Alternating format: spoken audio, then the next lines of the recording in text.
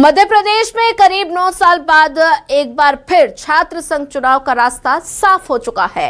High court के निर्देश के बाद सितंबर में चुनाव कराने की तैयारी तेज हो गई है, लेकिन सबसे बड़ा सस्पेंस अभी भी बरकरार है कि चुनाव प्रत्यक्ष होंगे या अप्रत्यक्ष। एनएसयूआई और एबीवीपी प्रत्यक्ष चुनाव की मांग कर रहे हैं, तो सरकार ने चुनाव की प्रक्रिया तय करने के लिए ड्राफ्ट भी तैयार किया है। इसी पर हमारी ये खास रिपोर्ट देखिए।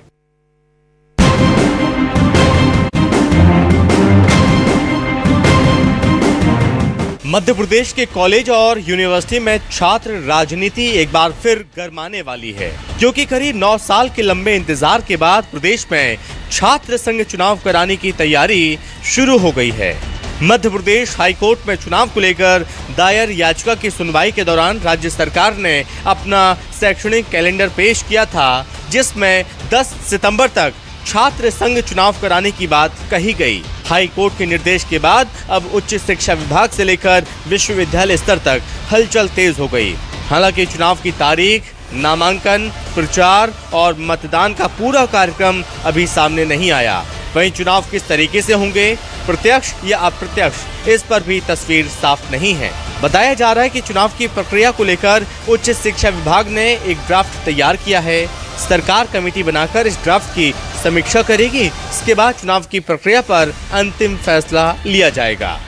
मध्य प्रदेश के अंदर करीब 9 साल बाद छात्र संघ चुनाव होने जा रहे हैं, लेकिन सवाल सबसे महत्वपूर्ण यह है कि चुनाव क्या प्रत्यक्ष प्रणाली से होंगे या अप्रत्यक्ष प्रणाली से होंगे। और इसको लेकर ये कह सकते हैं कि सवाल और सस्पेंस बना हुआ था पिछले एक सप्ताह से।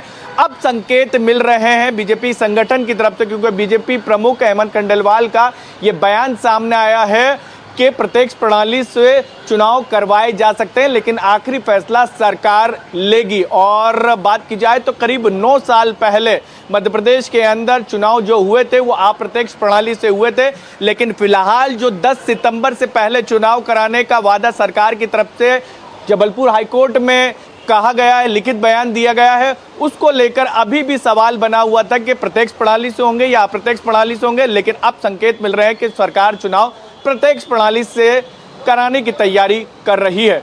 9 साल के बाद प्रदेश के कॉलेज और यूनिवर्सिटी में छात्र संघ चुनाव होने जा रहे हैं, तो वहीं बीजेपी प्रदेश अध्यक्ष हेमंत खंडेलवाल ने भी सितंबर में चुनाव होने की बात कही है। हालांकि उन्होंने साफ किया कि चुनाव किस प्रणाली से होंगे, इसका फैसला अभी होना बाकी है। कोर्ट ने उस बारे में जो कहा है, सरकार छात्र संघों से बात कर रही है और छात्र संघ और सरकार मिलकर उस पर जो अच्छा कदम होगा वो उठाने का काम। वहीं छात्र संघ चुनाव को लेकर कांग्रेस ने बीजेपी पर गंभीर आरोप लगाए हैं। मध्य प्रदेश के अपराधों को लेकर मध्य प्रदेश में जो उमंग सिंगार जी ने कहा, कांग्रेस पार्टी मांग करती है कि कोर्ट के निर्देश पे जो छात्रों के चुनाव हो रहे डायरेक्ट प्रणाली से होनी चाहिए, प्रत्यक्ष रूप से होने चाहिए, अप्रत्यक्ष रूप से नहीं होनी चाहिए। कांग्रेस पार्टी छात्रों को साथ लेकर सरकार को मजबूर करेगी।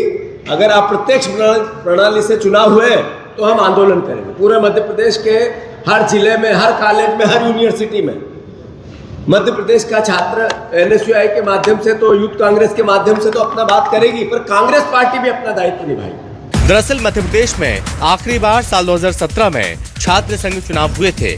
उस समय चुनाव अप्रत्यक्ष प्रणाली से कराए गए थे। इस व्यवस्था में छात्र सीधे अध्यक्ष या दूसरे पदों के लिए वोट नहीं करते, बल्कि कक्षा प्रतिनिधि यानी कि क्लास रिप्रेजेंटेटिव का चुनाव करते हैं।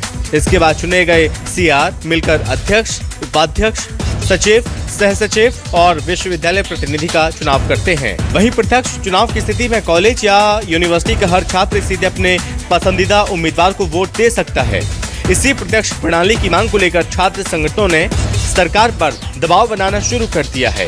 एनएसयूआई की पीआईएल पे जो है माननीय उच्च न्यायालय ने सरकार को आदेश दिया है। अब गेंद जो है वो सरकार के पाले में है कि सरकार किस प्रणाली से छात्र संघ चुनाव कराती है। एनएसयूआई और प्रदेश के लाखों विद्यार्थियों की मांग है कि मध्य प्रदेश में प्रत्यक्ष प्रणाली से चुनाव हो, ना कि खाना पूर्ति का चुनाव अप्रत्यक्ष प्रणाली से जो सरकार के दबाव, अभाव और प्रभाव के माध्यम से होता है। अब गेंद जो है वो सरकार के पाले में है।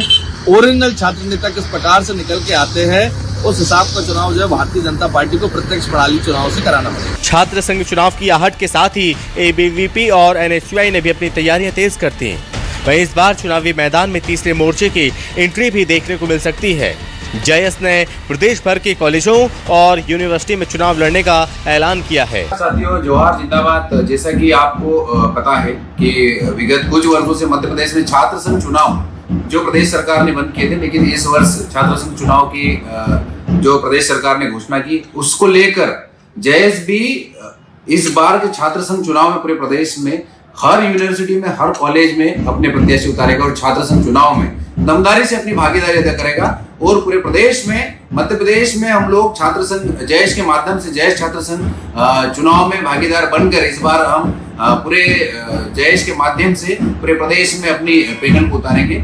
यानी 2017 के बाद 2026 में होने जा रहे छात्र संघ चुनाव को लेकर छात्र नेताओं में खासा उत्साह है। कॉलेज में दावेदार सक्रिय होने लगे हैं, संगठन अपनी जमीन मजबूत करने में जुट गए हैं। फिलहाल सबसे बड़ा सवाल यही है कि चुनाव का तरीका क्या होगा और फाइनल डेट कब घोषित होगी। हाईकोर्ट के निर्देश के बाद चुनाव का रास्ता साफ हो गया, लेकिन प्रत्यक्ष या अप्रत्यक्ष प्रणाली को लेकर फैसला अभी बाकी है। अब सबकी नजर सरकार के अंतिम फैसले पर है। सितंबर में चुनाव कराने की तैयारी के बीच छात्र संगठनों की सक्रियता ने प्रदेश की छात्र राजनीति को एक बार फिर गर्म कर दिया है। न्यूज़ 24 मध्य प्रदेश छत्तीसगढ़ के लिए स्पेशल रिपोर्ट।